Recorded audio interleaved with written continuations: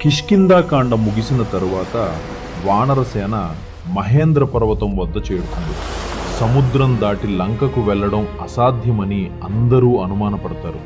అప్పుడు జాంబవంతుడు హనుమంతుని నిజమైన శక్తిని గుర్తు చేస్తాడు. బాల్యంలో సూర్యుని మింగిన పరాక్రమం, బ్రహ్మదేవుని వరాలు. హనుమంతుడు తన శక్తిని గుర్తించి రాముని నామస్మరణతో మహాకాయుడిగా మారి లంకకు దూకడానికి సిద్ధమవుతాడు. హనుమంతుడు మహేంద్ర పర్వతం నుండి గర్జిస్తూ దూకుతాడు. దేవతలు, గంధర్వులు ఆశ్చర్యంతో వీక్షిస్తారు. మార్గమధ్యంలో మైనాక పర్వతం విశ్రాంతి ఇవ్వాలని ప్రయత్నిస్తుంది. సురస పరీక్షగా నోరు విప్పుతుంది. హనుమంతుడు తెలివితో దాటుతాడు. సింహిక నీడతో పట్టుకునే ప్రయత్నం చేస్తే సంహరిస్తాడు. ఇవన్నీ హనుమంతుని బలం, బుద్ధి, వినయాన్ని చూపించే పరీక్షలు.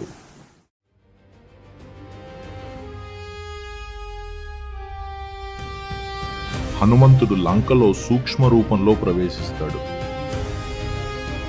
లంక ద్వారపాలకురాలు లంకిని సంహరించి లోపలికి వెళ్తాడు.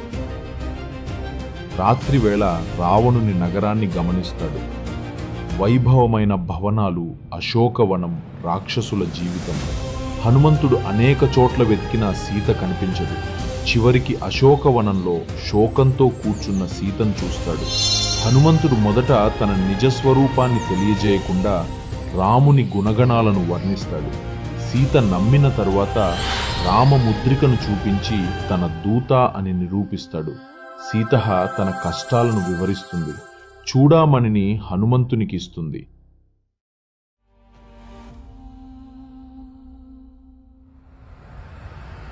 హనుమంతుడు రావణునికి సందేశం పంపుతాడు. సీతను గౌరవంగా పంపించు, లేకపోతే లంక నాశనం. రావణుడు కోపంతో హనుమంతుని సంహరించాలనుకుంటాడు. హనుమంతుడు కావాలని తన శక్తిని ప్రదర్శిస్తూ అశోకవనాన్ని నాశనం చేస్తాడు. అనేక రాక్షసులను సంహరిస్తాడు. అక్షకుమారుని వధ చేస్తాడు. రావణుని కుమారుడు ఇంద్రజిత్తు బ్రహ్మాస్త్రంతో హనుమంతుని బంధిస్తాడు. హనుమంతుడు కావాలని బంధనాన్ని స్వీకరిస్తాడు. దూతగా రావణుని సభలోకి వెళ్లేందుకు హనుమంతుడు రావణునికి ధర్మోపదేశం చేస్తాడు. సీతను తిరిగి ఇవ్వమని హెచ్చరిస్తాడు. రావణుడు కోపంతో హనుమంతుని తోకకు నిప్పు పెట్టమని ఆదేశిస్తాడు.